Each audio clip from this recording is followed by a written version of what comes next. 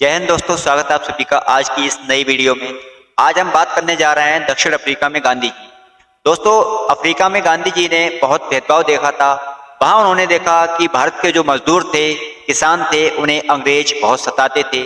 Africa में काले गोरे लोगों को लेकर भेदभाव था और इतना भेदभाव था कि काले लोगों को स्कूल कॉलेज में पढ़ने का अधिकार नहीं था और जो गोरे थे वे अपने आप को बहुत श्रेष्ठ समझते थे, बहुत होशियार समझते थे।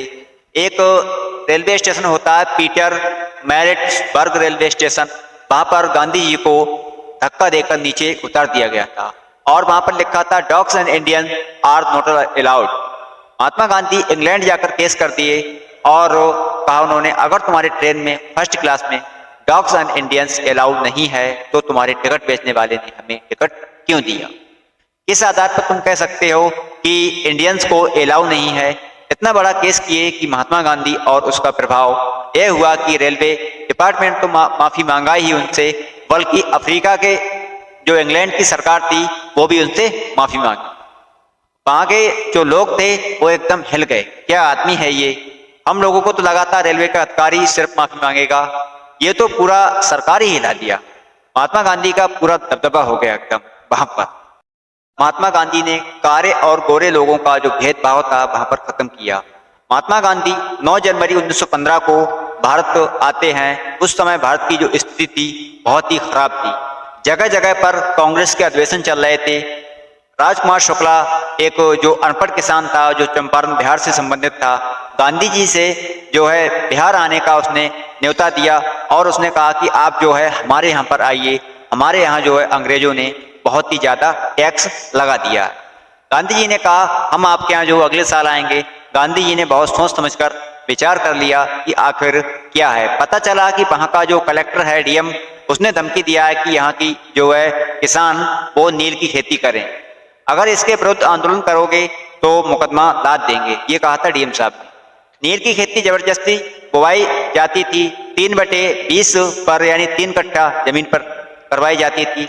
नील मतलब 3 कठिया प्रणाली जिसे कहा जाता है। अंग्रेज जबरदस्ती बवा रहे थे और खरीदते उतना मन से नहीं थे जितना उसका रेट होना चाहिए।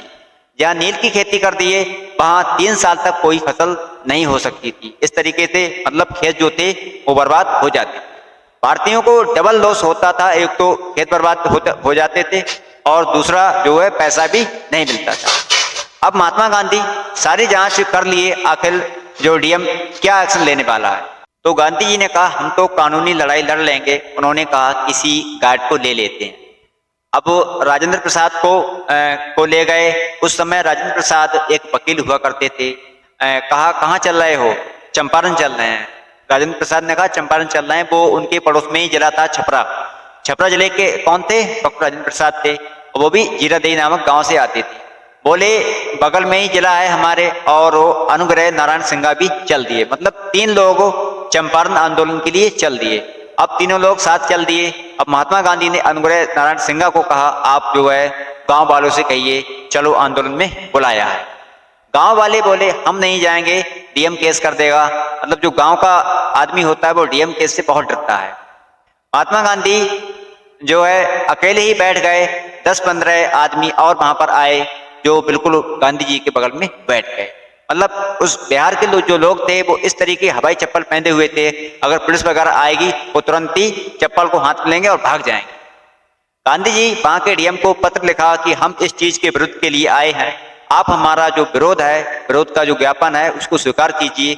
इंग्लैंड के कानून में इस जगह लिखा है, इस धारा में लिखा हुआ है कि हम जो है शांतिपूर्वक विरोध प्रदर्शन कर सकते हैं और आप हमें सुरक्षा दीजिए।